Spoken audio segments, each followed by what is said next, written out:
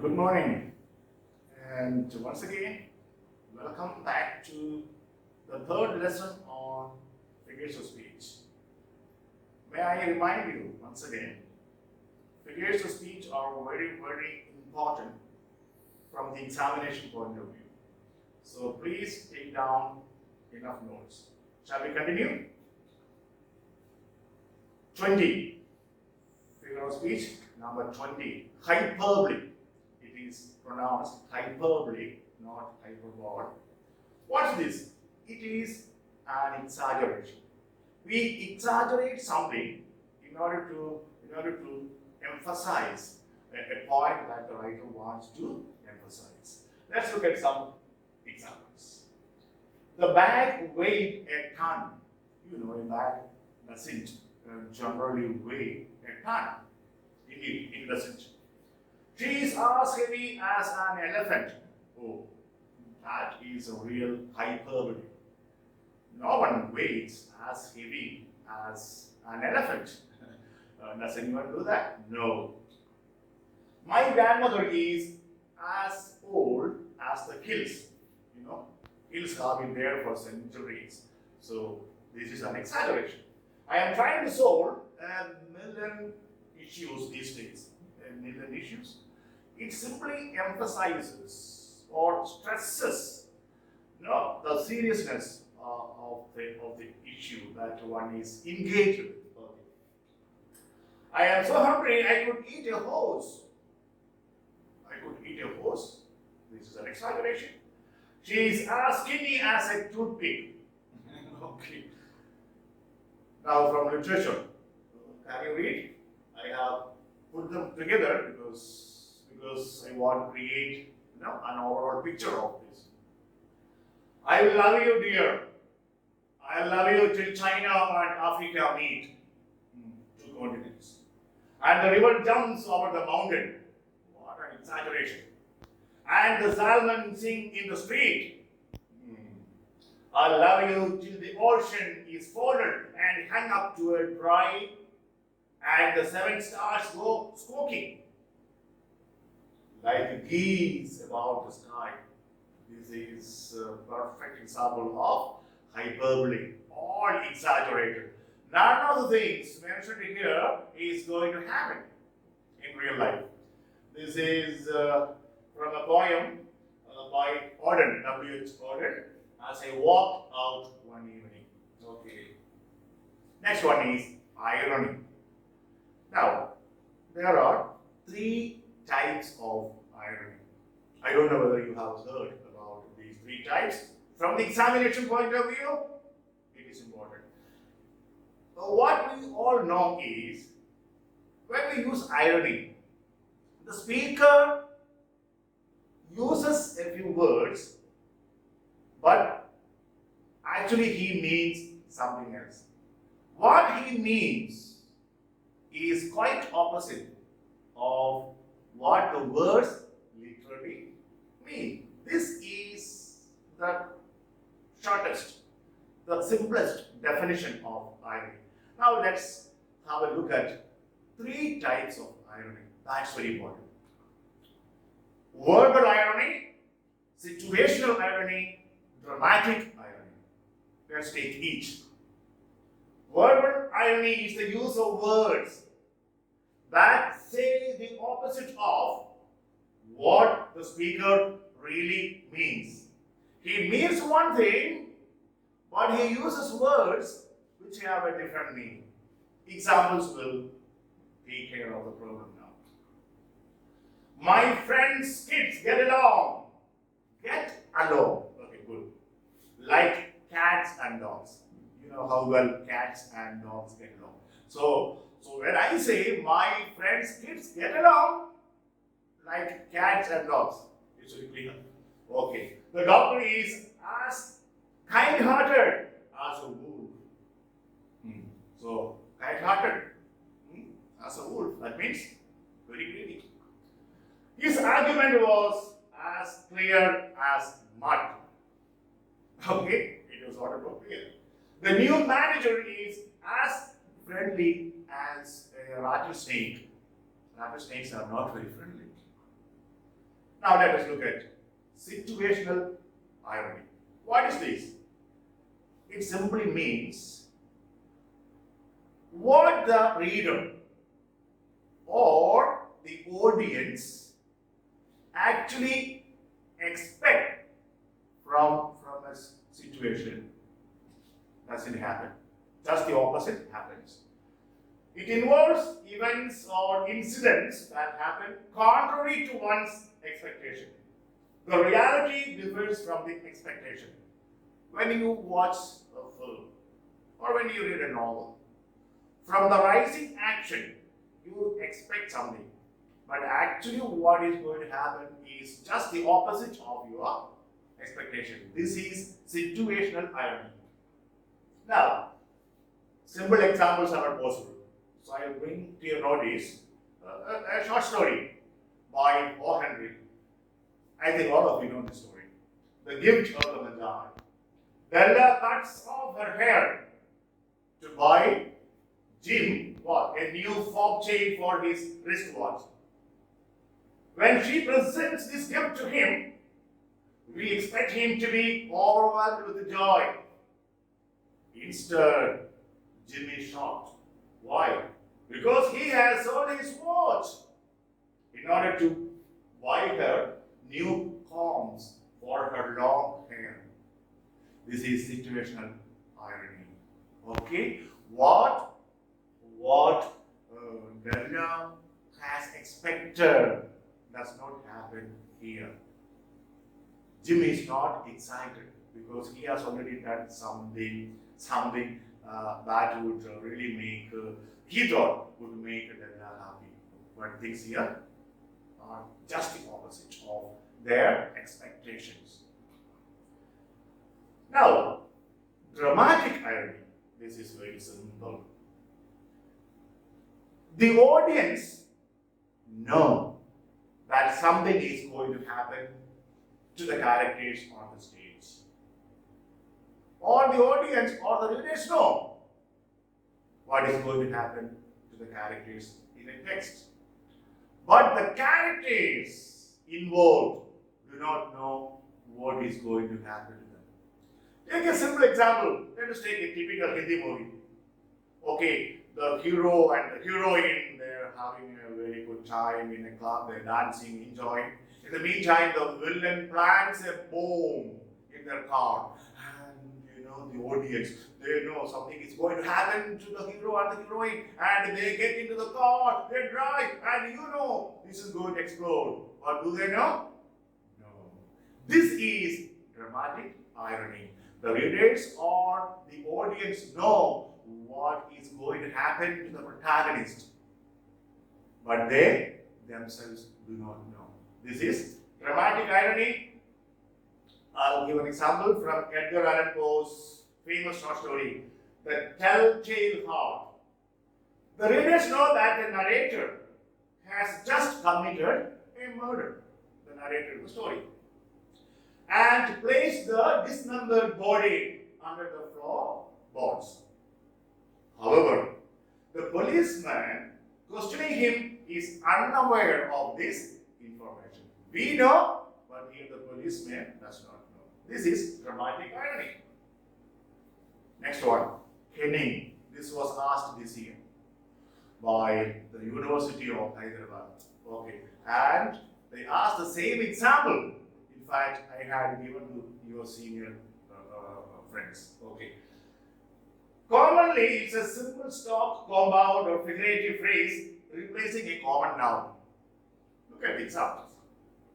Whale path or swan road is used for sea. Light of battle for sword. Born house for body. Battle sweat for blood. Raven harvest for corpse, dead body. Sky candle for the sun. God's beacon for sun. Ring giver for king.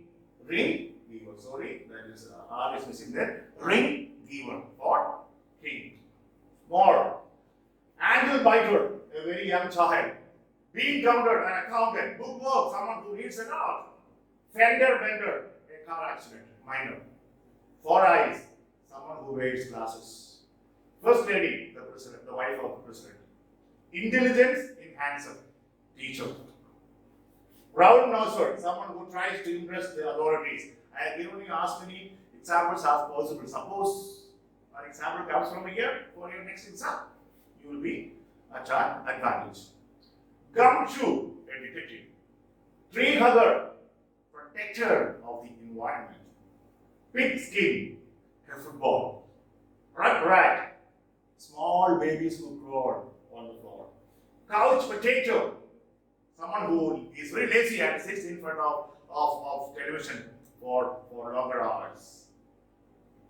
Arm candy, a romantic partner. Now, the next one, this is very important. This is pronounced as litotes. Litotes. What is this? It is a figure of speech in which an affirmative, means a positive, is expressed by negating its opposite. An affirmative is expressed by negating this affirmative's opposite. Examples will make things much clearer. Look here. $1 million is no small amount. Here, $1 million is no small amount means what? It's big amount.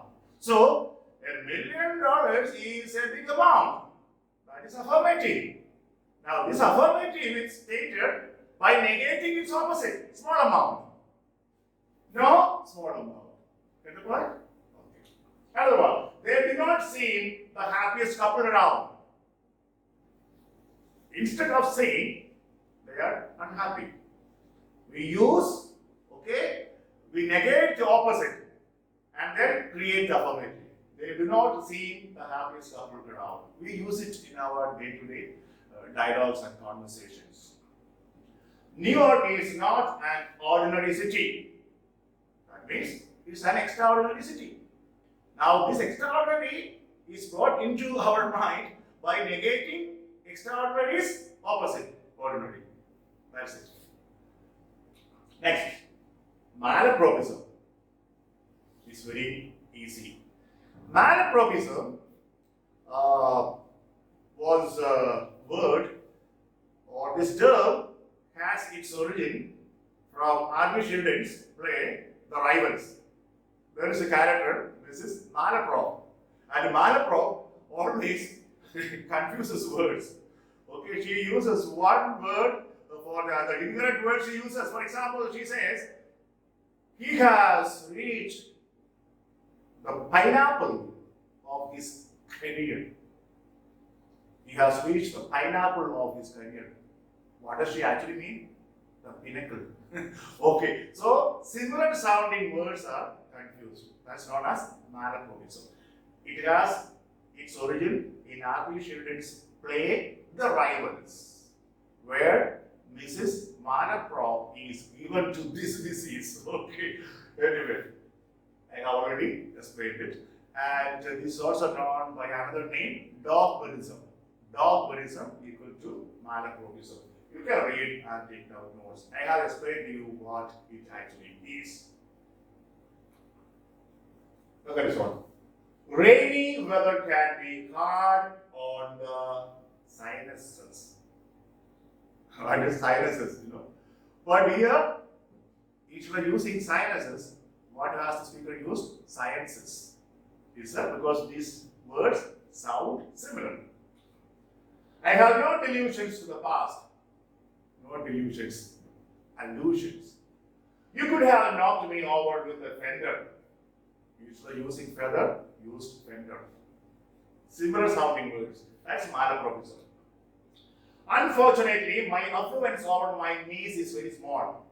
Affluence means wealth. Here actually, the speaker means influence. Similar sounding words. Metaphor. That's a very common figure of speech. It makes an implied or hidden comparison between two things that are unrelated but which share some common characteristics. It is different from conceit, please, because in conceit, not even one one feature is shared. But here, some characteristics are shared by the objects or the things or the persons compared. Okay. Let's look at Shakespeare's famous lines. All the world is a stage, and all the men and women merely players. William Shakespeare. Now, okay, what happens? The world that we live in is compared to a stage. And the people who live are compared to the actors on the stage. But you know the difference between metaphor and simile. In simile, words like as, like are used. If you find like or as, then it is a simile. But without using like or as, if a comparison is drawn between two dissimilar things, then this is a metaphor. Let's have a look at a few examples. War is the mother of all battles. Here, war, okay, is compared with mother. Okay. Laughter is the best medicine. Medicine compared with laughter. The assignment was a breeze. Very easy. Okay. Metonymy. Alright, one more example for metaphor. He was a lion in the fight. Means very brave. But if I say he was like a lion in the fight, then it becomes a simile. Because here it is explicit, the comparison. In the first case, it is implied only. Metonymy. It is a figure of speech in which one word or phrase is substituted for another with which it is closely related. Let me come to the examples. Crown is a metonymy for king or queen.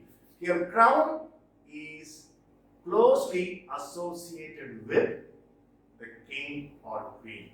So we use that object which is associated with somebody else or something else to represent that person or that thing.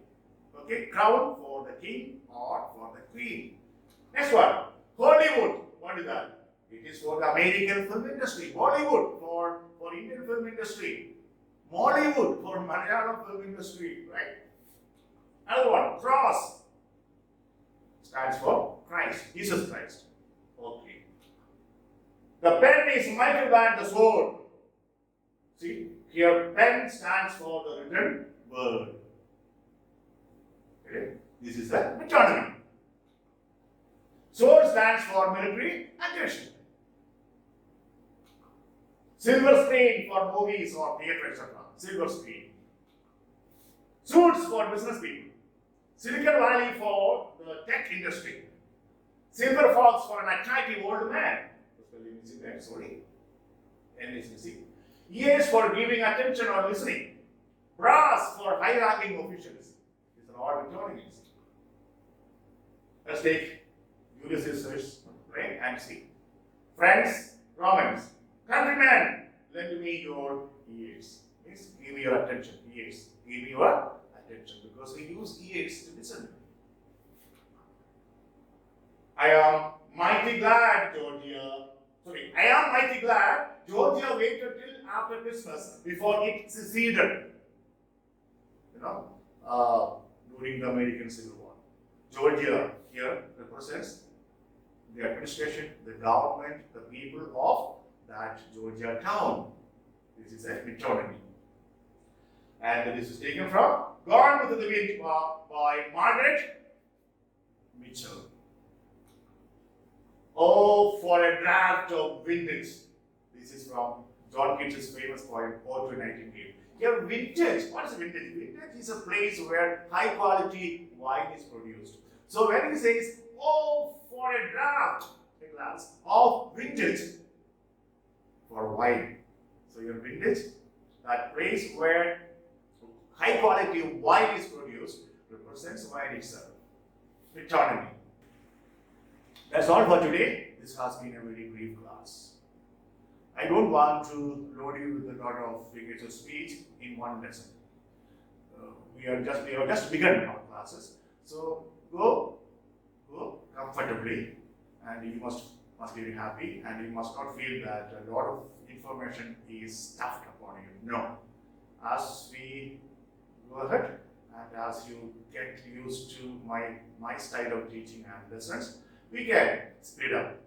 Okay then, before we come to two more lessons on figures of speech, please familiarize yourselves, acquaint yourselves with the previous three lessons, including this one. Take care, stay healthy, and be happy.